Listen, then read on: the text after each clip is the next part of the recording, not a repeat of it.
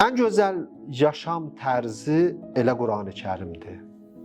Allahın bəşər üçün göndərdiyi o hidayət kitabıdır, yaşam kitabıdır. Qur'an insanın yaşam kitabıdır. Bunu bu cür qəbul etməliyik. Bunu bilən bir çox İslam düşmənləri görürsən, cəmiyyətdə Qur'an yaşam tərzinin formalaşmasının qarşısını almaq üçün başqa yaşam tərzlərini insanlara sırıyırlar, təbliğ eləyirlər, media vasitəsilə ya başqa yollarla. Məsələn, qərb yaşam tərzi bugün dünyada tüğyan eləyir. Bir çox cəmiyyətlərə bunu sırıyırlar.